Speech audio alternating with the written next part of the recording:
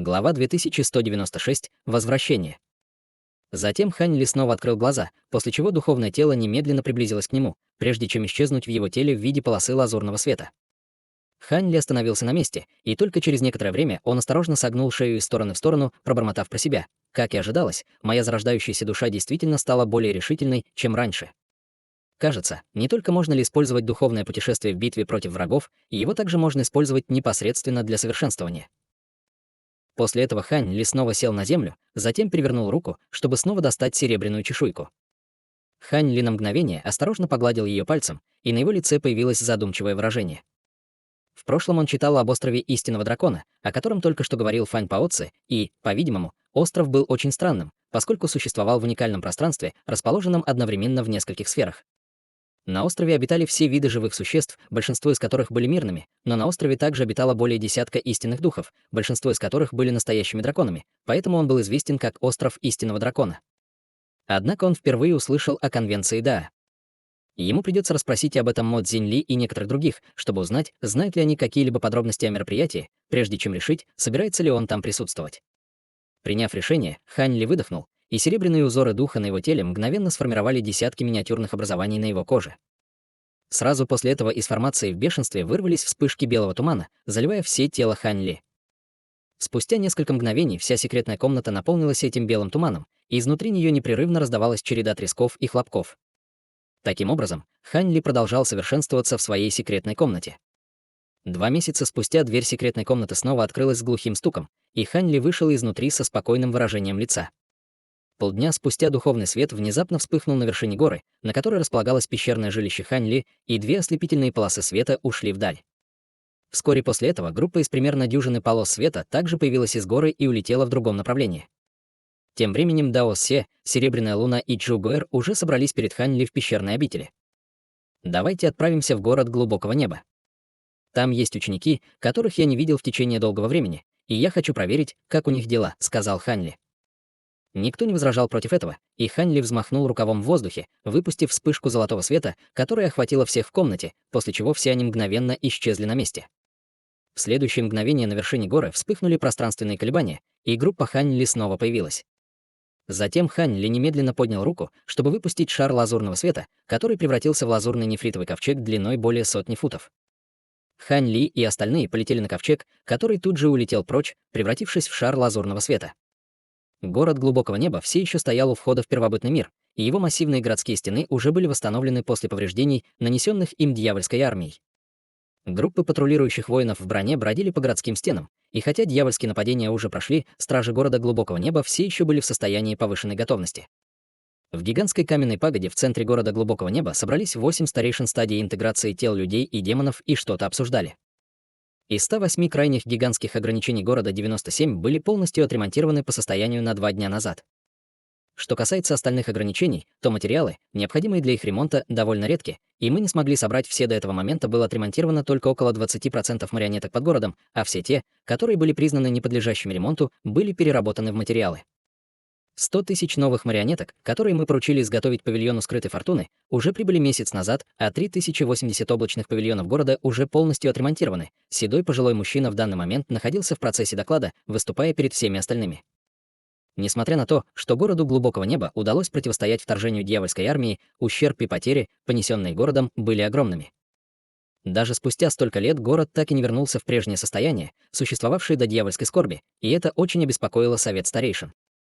После дьявольских нападений отношения между человеческой и демонической расами и соседними расами стали довольно напряженными. В частности, племя Лиса уже было разделено и стало подчиняться другим расам, и каждая раса с нетерпением присматривалась к бывшей территории племени Лиса. Однако никто не осмелился немедленно захватить эту территорию, опасаясь стать мишенью других рас. Таким образом, близлежащие расы начали отправлять людей к границе, которую они разделяли с территорией племени Лиса, чтобы медленно вторгаться в эту территорию. В таких обстоятельствах не было бы ничего удивительного, если бы между человеческой и демонической расами вспыхнула новая война против других соседних рас. Если бы это произошло, город глубокого неба, скорее всего, стал бы местом конфликта, поэтому, естественно, было необходимо восстановить всю обороноспособность города. Спустя долгое время седовласый пожилой мужчина наконец завершил свой отчет, и во время этого процесса все остальные старейшины внимательно слушали, время от времени задавая 1 или 2 вопроса, на каждый из которых пожилой мужчина терпеливо отвечал. Защита нашего города на данный момент все еще довольно слаба, но все восстановится самое большее в течение 20 лет. Когда это время придет, нам нечего будет бояться, даже если нам снова придется сражаться с другими соседними расами. «Брат Гоу, давайте обсудим потом другие дела», — внезапно сказал с улыбкой пожилой монах в золотом одеянии. Монахом был никто иной, как буддийский монах Цзинь Юэ, а седовласый пожилой мужчина, естественно, был старейшиной Гоу из города Глубокого Неба. Помимо хода ремонта города, я собрал всех вас здесь сегодня, чтобы обсудить несколько других важных вопросов, один из которых будет касаться посланников Священного Острова, которые скоро прибудут в наш город, вздохнул старейшина Гоу. Что? Значит, Священный Остров действительно послал людей в наш город. Похоже, они полны решимости заполучить этого человека. Услышав это, среди старейшин стадии телесной интеграции сразу же произошел переполох. Что нам делать? Человек, которого хочет Священный Остров, ученик этого человека. Да будет так, поскольку Священный Остров отправил послов в наш город, нам просто придется выдать ученика этого человека. В конце концов, даже наш город Глубокого Неба не сможет напрямую противостоять Священному Острову, сказал здоровенный мужчина с золотым лицом, нахмурив брови. Ты уверен, что это будет просто? Ты забыл силы этого человека и вклад, который он внес в наш город. Если мы выдадим его ученика, кто будет иметь с ним дело, когда он вернется? Ты собираешься стать волонтером? Холодно возразила женщина с фиолетовыми волосами. Мы уже несколько раз отказывались от общения со Священным островом под разными предлогами. Если мы продолжим отказываться сотрудничать, посланники Священного острова, скорее всего, создадут проблемы непосредственно для нашей группы старейшин. Этот человек действительно более могущественный, чем все мы, но он не посмеет противостоять Священному острову, поэтому я все же думаю, что нам следует выдать его ученика, настаивал золотолицый человек с серьезным выражением лица. Священный остров — это не существо, с которым мы можем связываться, но разве ты забыл, что этот человек в настоящее время пытается совершить прорыв на стадию Великого Вознесения? И если он добьется успеха и вернется только для того, чтобы обнаружить, что мы передали его ученика? Ты подумал, что тогда случится с нашим городом? Спросила холодным голосом женщина в серебряной маске. Ха-ха, я знаю, что у тебя есть некоторые связи с этим человеком, фея серебряного света, но это вопрос, который касается всего нашего города, поэтому лучше не позволять личным связям затуманивать твое суждение. Кроме того, бесчисленные собратья даосы из нашего человеческого рода и расы демонов в прошлом пытались совершить прорыв на стадию Великого Вознесения, но скольким из них это удалось? Ответил золотолицый мужчина, покачав головой. Услышав это, все остальные обменялись нерешительными взглядами, но женщина в серебряной маске продолжила холодным голосом. Даже если шансы на прорыв на этапе Великого Вознесения очень малы, вы забыли об этих слухах. Выражение лица золотолицего мужчины слегка изменилось, когда он услышал это, но он не сразу ответил. Вы имеете в виду слух о том, что старший даос Хань пользуется большим уважением как у старшего Сяа, так и у старшего Мо Цзиньли? Спросил буддийский монах Цзинь Юэ. Человеком, о котором говорили старейшины, был никто иной, как Ханьли, и те, кто поддерживал передачу ученика Ханьли, сразу же замолчали, услышав, что только что сказал буддийский монах Цзинь Юэ. Поскольку Осяа и Мо Цзиньли были единственными существами стадии Великого Вознесения в двух расах, их влияние превосходило даже влияние Священного острова.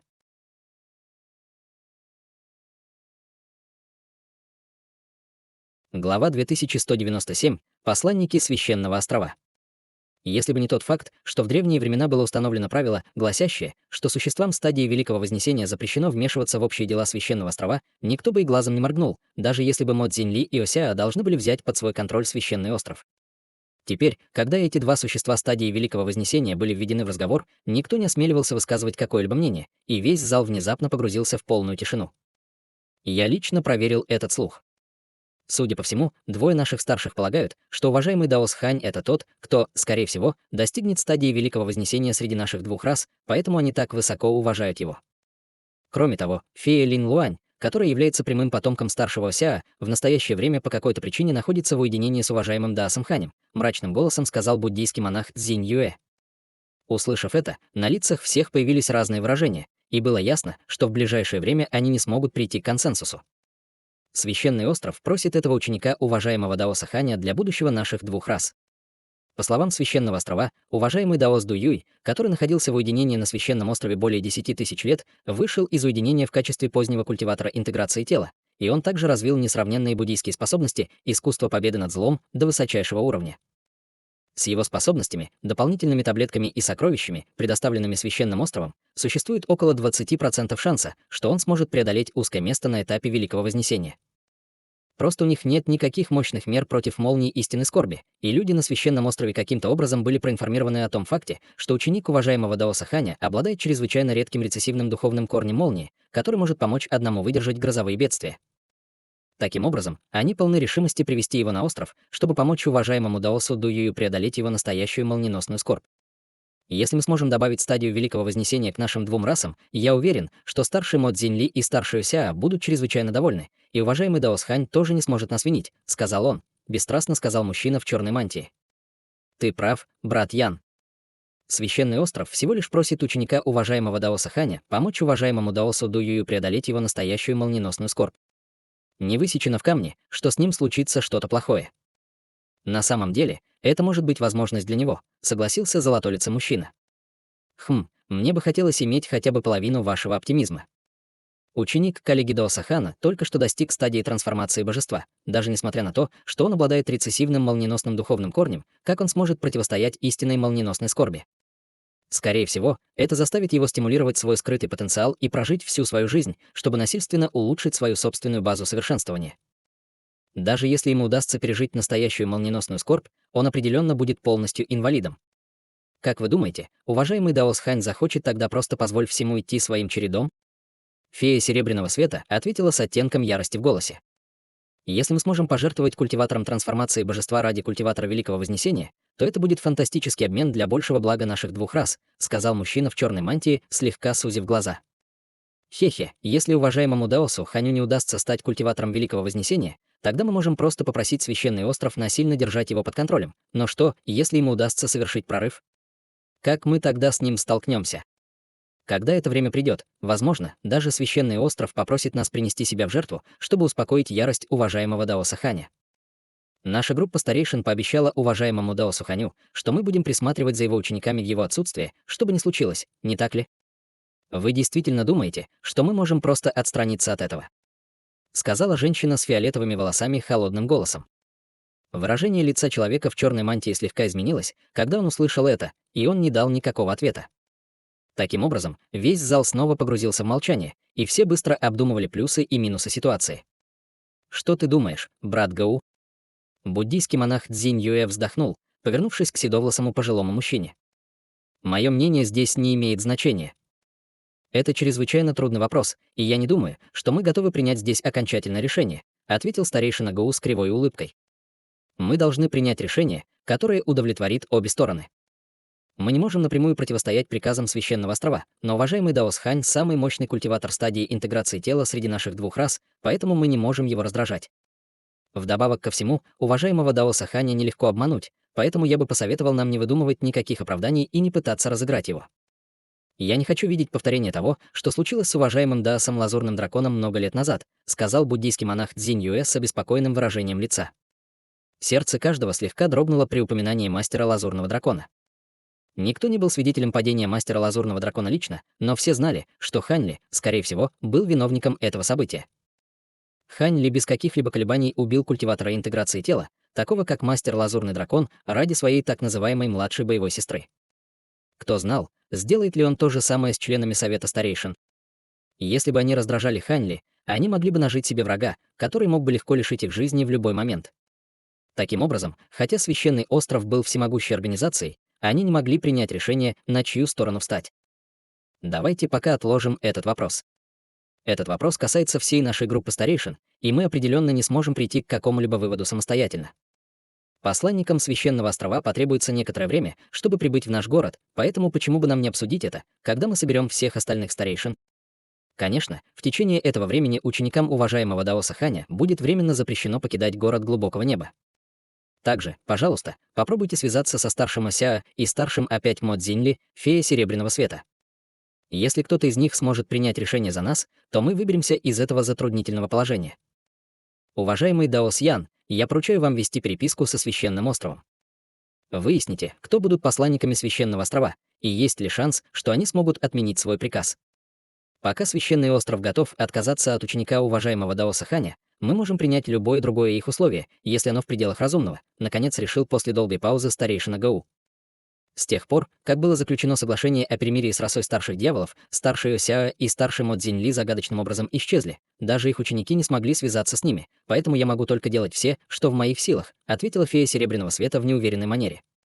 У меня есть несколько хороших друзей на Священном острове, поэтому мне будет легко узнать некоторую информацию, но я предполагаю, что будет практически невозможно убедить Священный остров отменить свой приказ, сказал мужчина в черной мантии и вздохнул. Я, естественно, осознаю, что обе эти задачи очень сложны, но мы должны хотя бы попытаться. Если нам удастся добиться успеха в любом из этих начинаний, то вопрос будет полностью решен, сказал старейшина Гау. Мужчина в черной мантии и фея Серебряного Света могли только кивнуть в ответ. Таким образом, вопрос, касающийся Священного острова и Хань-Ли, был на данный момент отложен, и старейшины начали обсуждать истребление остатков дьявольских существ возле города Глубокого Неба.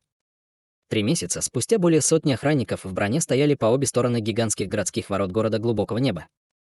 Кроме того, на городской стене стояло несколько человек в разноцветных одеждах, вглядываясь в далекое небо. В центре группы находились старейшина Гау и буддийский монах Цзинь Юэ. Их сопровождали еще несколько старейшин, в том числе старейшина Ян и фея Серебряного Света. Все они молча стояли на вершине городской стены, как будто кого-то ждали. Однако прошло много времени, а признаков прибытия по-прежнему не было. Старейшина Гоу посмотрел на солнце в небе и, наконец, слегка нахмурил брови, когда спросил. «Старейшина Ян, разве вы не говорили, что посланники Священного острова прибудут ровно в полдень?» Произошло недопонимание. Я бы не ошибся в таком простом вопросе, брат Гоу. «Возможно, посланники Священного острова по какой-то причине неожиданно задержались», ответил человек в черной мантии. Что их могло задержать? Всего едут 3 посланника Священного острова, но вы даже не смогли узнать их личности. Похоже, что у Священного острова уже закончилось терпение по отношению к нам, старейшина Гоу вздохнул, слегка покачав головой. Старейшина Ян не ответил на это, но буддийский монах Цзинь Юэ внезапно сказал. Мы обсуждали этот вопрос несколько раз, но до сих пор не смогли прийти к консенсусу. При нынешних обстоятельствах мы можем только плыть по течению и принимать решения на лету.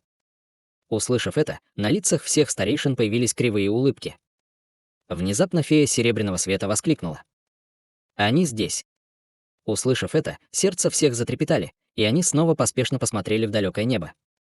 Вдалеке сверкнул лазурный свет, и полоса лазурного света приблизилась с невероятной скоростью, всего за несколько вспышек достигнув городских ворот. Затем лазурный свет резко померк, и появился лазурный нефритовый ковчег. В передней части ковчега стоял молодой человек в лазурных одеждах, и в его глазах мелькнуло удивление при виде старейшин внизу, но он тут же сложил кулак в улыбающемся приветствии. «Брат Гоу, мастер Цзинь, почему вы все здесь? Как вы узнали, что сегодня я собираюсь вернуться в город?» Все старейшины сразу же были ошеломлены, узнав, кем был этот молодой человек. Молодым человеком, естественно, был никто иной, как Хань-Ли, который наконец вернулся в город Глубокого Неба после почти полугодового путешествия. В этот момент из каюты ковчега также вышли мужчина и 2 женщины. Это были Серебряная Луна, Дао Се и Чжу Гоэр. В глазах Серебряной Луны также промелькнул намек на удивление при виде старейшин, стоявших на городской стене.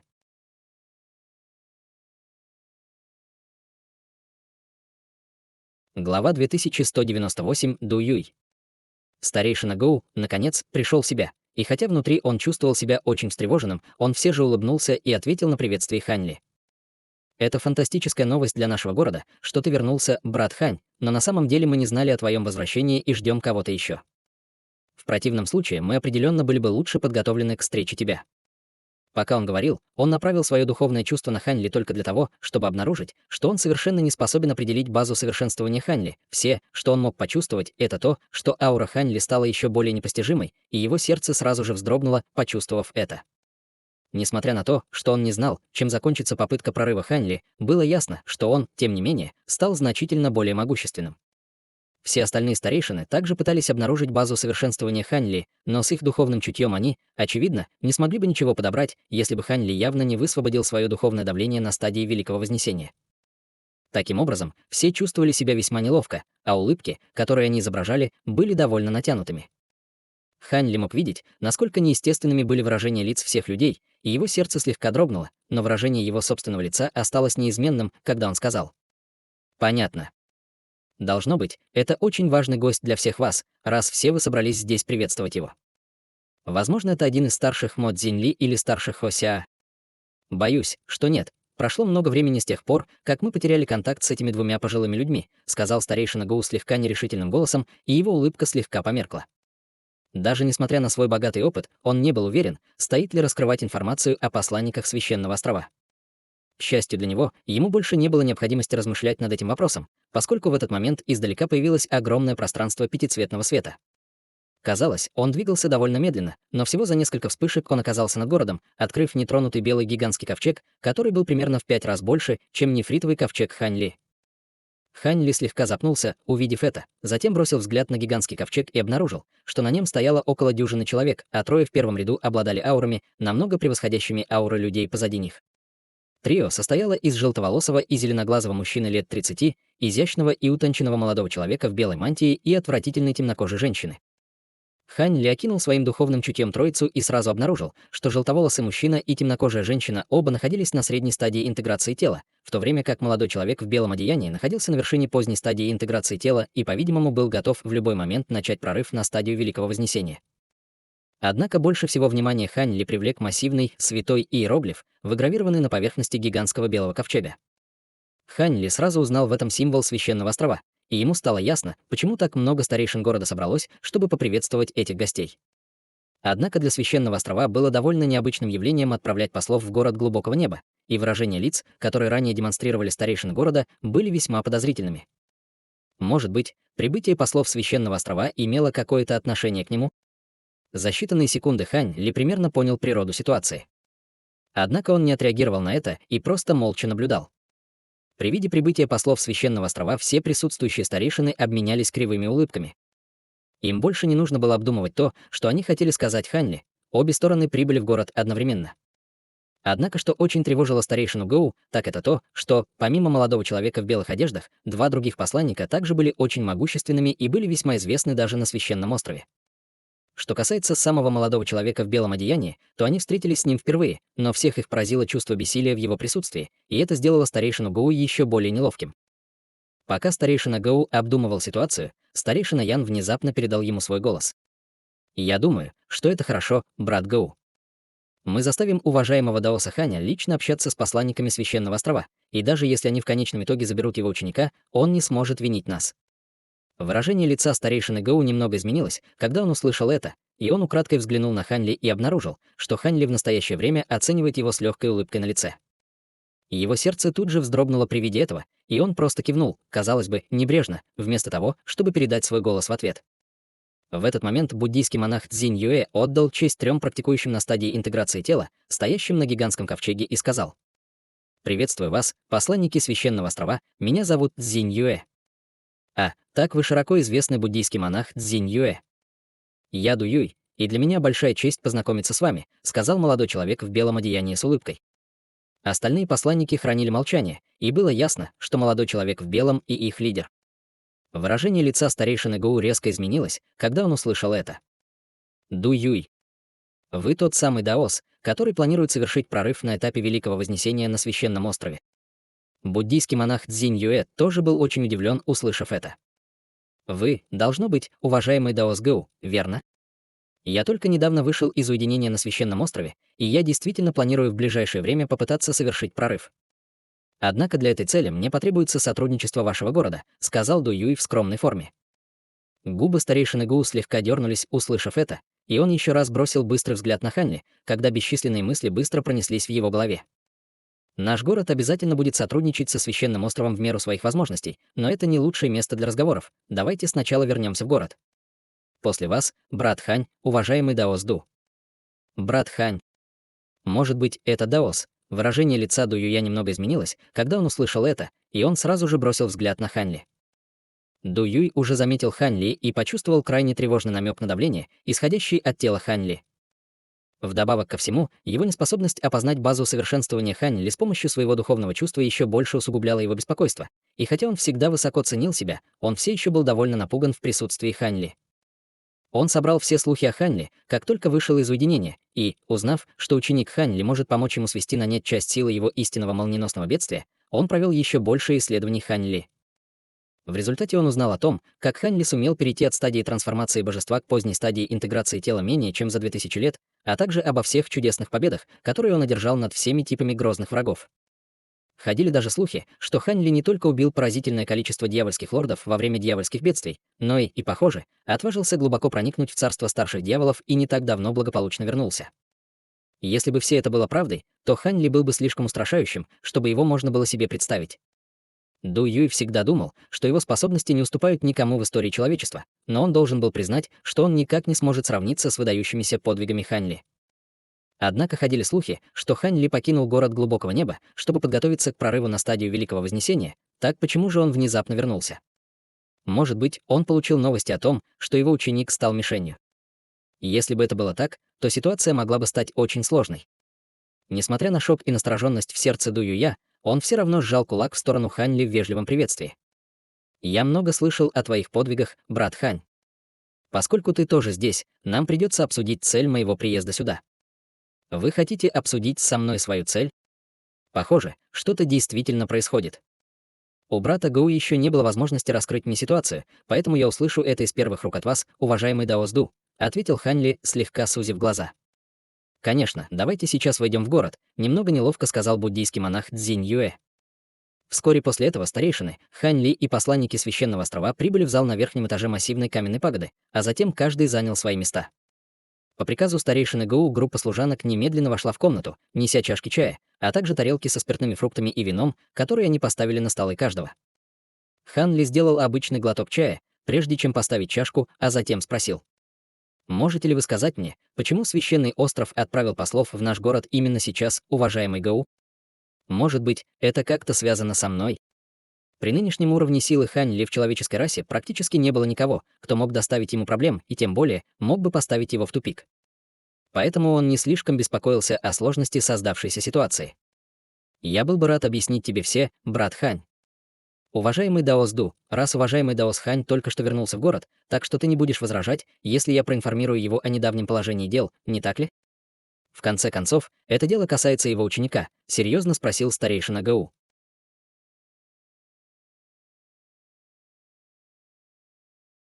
Глава 2199. Требования посланников. «Дело касается моего ученика». Хань Ли слегка запнулся, услышав это, а Ду Юй немедленно решил пояснить. «Действительно, этот вопрос касается одного из твоих учеников, брат Хань. Прав ли я, утверждая, что у тебя есть ученик, обладающий рецессивным молниеносным духовным корнем, брат Хань?» — спросил старейшина Гоу. «Вы, должно быть, имеете в виду Хай Юэтяня. Он действительно обладает рецессивным молниеносным духовным корнем, но я не припомню, чтобы когда-либо кому-либо рассказывал об этом». «Откуда вы все об этом знаете?» — спросил Хань Ли, когда выражение его лица слегка изменилось.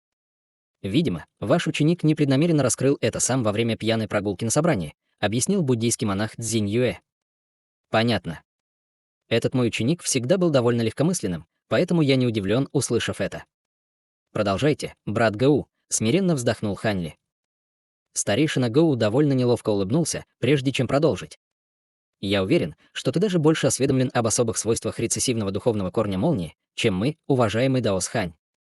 Старейшины Священного острова были проинформированы об этом вопросе, поэтому недавно они предложили вашему ученику одолжить силу его рецессивного молниеносного духовного корня.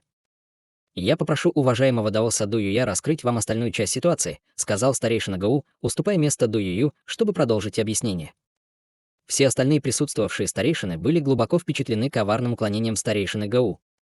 Если бы он рассказал все Хань Ли вместо посланников Священного острова, с их стороны было бы неправильно выражать здесь какое-либо неудовольствие, но, тем не менее, они определенно не были бы довольны.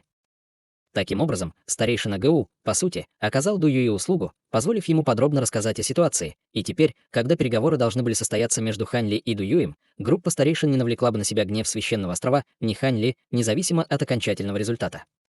Ду Юй сразу понял намерение старейшины Гоу и кивнул, сказав: «В таком случае позвольте мне объяснить ситуацию. Рецессивный молниеносный духовный корень, которым обладает ученик брата Ханя, чрезвычайно важен как для нашей человеческой, так и для демонической расы, представителями которой являются старшие Мо Цзиньли и Осяа. Среди наших двух рас нет другого представителя стадии Великого Вознесения, и они оба находятся в довольно преклонном возрасте, поэтому мы не сможем больше на них полагаться». Ду Юй на мгновение остановился, и, услышав это, на лицах всех появилось серьезное выражение. Без культиватора стадии Великого Вознесения, который будет действовать в качестве направляющей силы, судьба наших двух рас немедленно окажется в тяжелом положении. Таким образом, Священный остров делает все возможное, чтобы создать еще одного культиватора стадии Великого Вознесения для наших двух рас. И если в наших рядах появится еще один культиватор Великого Вознесения, мы все равно не сможем сравниться со сверхдержавными расами Царства Духов, но безопасность наших двух рас будет гарантирована на десятки тысяч лет. Старейшины Священного острова согласились объединить все ресурсы острова, чтобы помочь существам поздней стадии интеграции тела на острове в их попытках прорыва. Поэтому мы приглашаем твоего ученика на остров ради высшего блага. Я надеюсь, что ты сможешь увидеть более широкую картину и позволить своему ученику пойти с нами на Священный остров, брат Хань. Было ясно, что Дуюй уже осознал в Хань Ли самое большое препятствие, стоящее перед ним, поэтому он разговаривал напрямую с Хань Ли и совершенно не обращал внимания на старейшин города Глубокого Неба. «Итак, вы говорите, что Священный остров послал в город 3 послов за моим учеником», резюмировал Хань Ли. На его лице появилось холодное выражение, а неудовольствие в его голосе было очень очевидным. Сердце Дуюя слегка дрогнуло, когда он услышал это, но он не выказал никакого намерения отступать. «Я могу заверить вас, что на Священном острове вашему ученику не грозит смертельная опасность, и наш Священный остров обязательно щедро вознаградит его за его усилия. Этот мой ученик был со мной лишь в течение короткого времени, и его база совершенствования не так уж и продвинута. Если бы он использовал свой рецессивный молниеносный духовный корень, чтобы свести на нет истинную молниеносную скорбь стадии Великого Вознесения, он бы, по крайней мере, искалечил себя. Я знаю около 7 методов, которые могут насильственно улучшить базу совершенствования до такой степени, и все они требуют чрезмерного напряжения скрытого потенциала и сокращения продолжительности жизни. Ученик не погибнет во время скорби, он все равно не сможет воспользоваться наградами, данными ему Священным островом. Выражение лица Хань Ли потемнело еще больше, когда он говорил, и в его голосе прокрался намек на насмешку. Ваш ученик действительно подвергнется определенному риску, но от этого зависит процветание наших двух рас. Я уверен, мне не нужно учить вас тому, что важнее один человек или две расы, уважаемый Даос Хань, вмешался желтоволосый мужчина, сидевший рядом с Дуюем. Я, конечно, хорошо об этом знаю, но хочу знать, будет ли включение моего ученика гарантией того, что новое существо стадии Великого Вознесения возникнет на Священном острове. Если вы можете поклясться в этом на своих внутренних демонах, тогда я буду рад позволить ему пойти с вами. В противном случае, если шансы на успех очень малы, то почему мой ученик должен жертвовать собой просто так?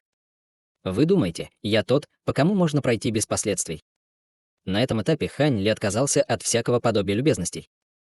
Услышав это, выражения лиц 3 посланников Священного острова стали весьма напряженными, в то время как старейшины города обменялись несколькими взглядами, прежде чем решили продолжать хранить молчание.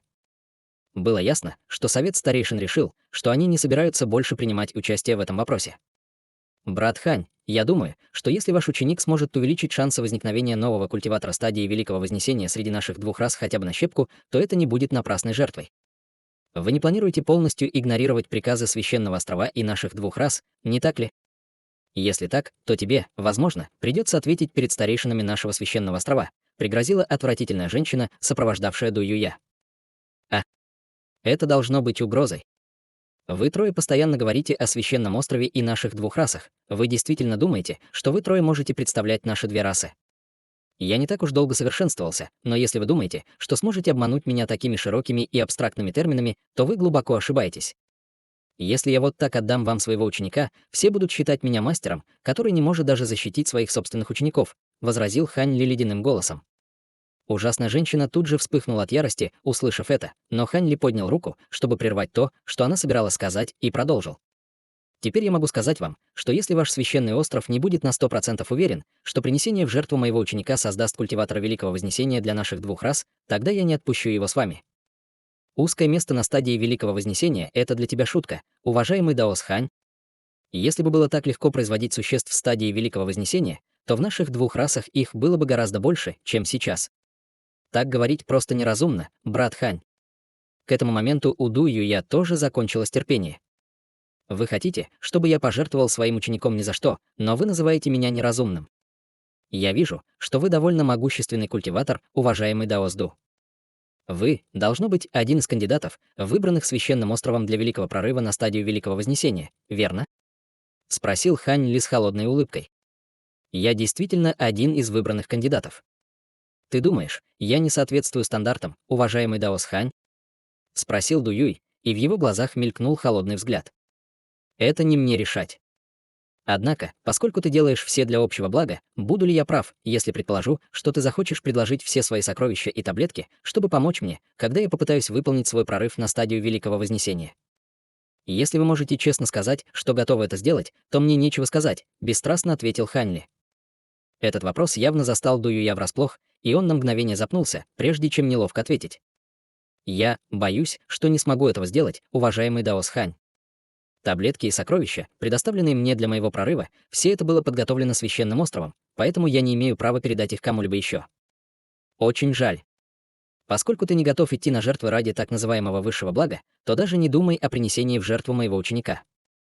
Если это все, что ты хочешь обсудить со мной, то можешь вернуться к теперь священный остров», сказал Хань Ли с насмешливым выражением лица, пренебрежительно махнув рукой. Выражения лиц трех посланников потемнели еще больше, когда они услышали это. «Брат Гау, мастер Цзинь Юэ, вы оба в дружеских отношениях с уважаемым Даосом Ханем. Сможете ли вы убедить его? Если я не вернусь на священный остров с учеником уважаемого Даоса Ханя, вы будете отвечать перед старейшинами священного острова», многозначительно сказал Дуюй. Старейшина Гау внутренне проклял Дуюя за то, что тот снова вовлек его в это дело, и после долгого колебания он, наконец, сказал с кривой улыбкой: «Мне на самом деле нужно вмешиваться в это дело».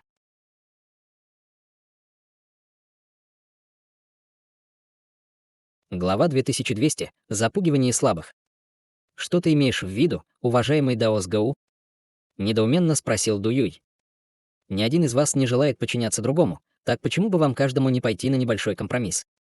Видя, что Даос Ду полон решимости забрать ученика брата Ханя обратно на священный остров, тогда почему бы вам не сопровождать их, брат Хань? Если ты чувствуешь, что они делают что-то неуместное, то ты можешь немедленно вмешаться. С твоими силами и репутацией я уверен, что старейшины священного острова будут склонны прислушаться к твоему совету, брат Хань. Старейшина Гэу сделал осторожное предложение. Это хорошая идея. Ты можешь сопровождать нас на священный остров, если хочешь, уважаемый Даос Хань, согласился Ду Юй после краткого размышления. В этом нет необходимости. Поскольку брат Гоу хочет, чтобы я пошел на компромисс, я так и сделаю. Если один из вас, троих посланников, сможет выдержать хоть одну атаку с моей стороны, то я позволю вам взять моего ученика. Если нет, то хе-хе, Хань Ли холодно усмехнулся, слегка сузив глаза. Что? Как ты смеешь так унижать нас, уважаемый Даос Хань? Даже несмотря на стойкий характер Ду Юя, он не мог не вспыхнуть от ярости. Ужасная женщина и желтоволосый мужчина тоже пришли в ярость, услышав это. Ты мне не доверяешь. Хочешь, чтобы я тоже дал клятву внутренним демонам? Спросил Хань Ли. Гнев Ду Юя быстро утих, и он сразу же начал обдумывать, что именно Хань Ли собирался здесь сделать. В этом нет необходимости. Я уверен, что ты человек слова, уважаемый Даос Хань. Он, конечно, не верил, что Хань Ли делал это в качестве компромисса, но он был еще более убежден в том, что они трое запросто смогут выдержать одну атаку Хань Ли. Услышав это, старейшины города Глубокого Неба также обменялись несколькими озадаченными взглядами. Они знали, что Хань Ли был практически самым могущественным существом во всем духовном царстве ниже стадии Великого Вознесения, но они также верили, что трио Ду Юя смогут выдержать одну его атаку. Старейшина Гау и буддийский монах Цзинь Юэ быстро переглянулись, и как раз в тот момент, когда первый собирался что-то сказать, фея Серебряного Света внезапно передала им свой голос. Выражение лица старейшины Гау немного изменилось, когда он услышал то, что она сказала, и он бросил быстрый взгляд на Серебряную Луну, сидевшую рядом с Хань Ли, и в конце концов решил промолчать. Тем временем Ду Юй оценивал Хань Ли с мрачным выражением лица, и только спустя долгое время он, наконец, ответил. «Поскольку вы настаиваете на том, чтобы уладить это с помощью насилия, тогда я буду тем, кто отразит вашу атаку. Я хочу увидеть, как ты планируешь победить меня одной единственной атакой». Обнаружив, что старейшины города Глубокого Неба были полны решимости занять нейтральную позицию, Ду Юй решил в конце концов принять предложение Хань Ли. Несмотря на то, что он довольно подозрительно относился к тщеславию Хань Ли, он был еще более уверен в своих силах. Благодаря мощному буддийскому искусству совершенствования, которым он овладел, и сокровищам, которыми он владел, он был уверен, что сможет противостоять атаке культиватора того же уровня. Желтоволосый мужчина и отвратительная женщина явно были очень уверены в силах Ду Юя и не возражали против этого, но проявляли еще большую враждебность по отношению к Хань Ли. Как к посланникам Священного острова, к ним всегда относились с уважением, куда бы они ни пошли. Время от времени они сталкивались с некоторыми довольно холодными и отчужденными культиваторами интеграции тела, но никто никогда не был к ним так открыто враждебен, как Хань Ли. Получив согласие от Ду Юя, Хань Ли тут же рассмеялся. «Ты прямой человек, уважаемый Даос Ду. Я буду ждать тебя в зале для спаррингов на нижнем уровне». Хань Ли встал, а затем растворился в воздухе среди всплеска пространственных колебаний, оставив только его смех, все еще раздававшийся по всему залу. Проявление беспечности и пространственных способностей Хань Ли сразу же вызвало в глазах Ду Юя намек на настороженность. Он также мог телепортироваться, прорываясь сквозь пространство, но не мог делать это так легко и небрежно, как Хань Ли. Это сделало его немного более осторожным, но он все еще был вполне уверен в своих силах. Прямо в этот момент Дао Се также поднялся на ноги, прежде чем махнуть рукавом в сторону Серебряной Луны и Чжу Гуэр. Он выпустил вспышку серебряного света, чтобы окутать их обоих. Сразу после этого все трое также исчезли во вспышке серебряной молнии, и сердце Ду Юя снова дрогнуло, когда он увидел это. Он немедленно повернулся к старейшине Гоу и спросил: «Кто был этот Даос, брат Гоу?» Кажется, он тоже довольно силен. Раньше их внимание было полностью сосредоточено на Хань Ли, а Даос Се намеренно подавил свою собственную ауру, поэтому никто не обращал на него особого внимания. Однако старейшина Гоу был так же потрясен, как и Ду Юй, и, обменявшись взглядами с другими старейшинами, покачал головой и ответил: «Я тоже впервые вижу этого Даоса». После непродолжительного колебания выражение лица Ду Юя вернулось к нормальному, и он сказал: «Думаю, мы скоро узнаем, кто он. Кроме того, мне все равно придется встретиться с уважаемым Даосом Ханем, так что это не имеет значения, какой он сильный. Пойдем, брат Гоу». Услышав это, старейшина Гоу смог лишь сдержать собственное удивление и кивнул в ответ. Таким образом, все один за другим вышли из зала. Примерно через 15 минут гигантский световой барьер был активирован в огромном зале площадью несколько тысяч футов, охватывающим практически весь зал под ним. Высоко в воздухе, внутри светового барьера, Хань Ли и Ду Юй издалека смотрели друг на друга. У Ду Юя было довольно настороженное выражение лица, а Хань Ли был, как всегда, расслаблен и сложил руки за спиной. «Позволь мне в последний раз убедиться, что ты позволишь мне забрать твоего ученика до тех пор, пока я смогу противостоять твоей атаке», — внезапно сказал Ду Юй. «Правильно. Пока ты можешь выдержать хоть одну атаку с моей стороны, я не буду противостоять тебе, даже если ты намереваешься забрать всех моих учеников на Священный остров. Однако, если ты не сможешь, тогда тебе придется вернуться на Священный остров с пустыми руками», — бескомпромиссно ответил Хань Ли. «Хорошо, тогда давай», — с мрачным выражением лица подсказал Ду Юй. Хань Ли холодно усмехнулся, услышав это, и внезапно позади него появилась его проекция истинного дьявола во вспышке золотого света. Сразу после этого из тела проекции вырвался порыв свирепого ветра, и он сложил ручную печать каждой из своих 6 рук в унисон, после чего он увеличился примерно до 800 футов в размерах с бесчисленными дугами золотых молний, пробежавшими по всему его телу. Проекция открыла все 6 глаз одновременно, затем медленно протянула огромную руку, прежде чем сделать хватательное движение. Массивная рука, казалось, двигалась очень медленно, но она излучала ужасающую ауру, которая грозила сокрушить все пространства. Выражение лица Ду Юя резко изменилось, когда он почувствовал эту устрашающую ауру, и он немедленно положил руку на затылок, затем открыл рот, чтобы выпустить нефритовую книгу, окутанную шаром белого света. В то же время он взмахнул другим рукавом в воздухе, вызывая девственно-белый чернильный камень среди взрыва белого тумана. Чернильный камень содержал неизвестную серебряную жидкость, и как только 2 предмета появились, они начали вращаться над головой Ду Юя, при этом одно сокровище испустило вспышку пятицветного света, а бесчисленные золотые и серебряные руны вырвались из другой. Среди этих 2 предметов один был могущественным сокровищем Божественного Духа, а другой был еще более редким сокровищем, полученным из фрагмента глубокого небесного сокровища.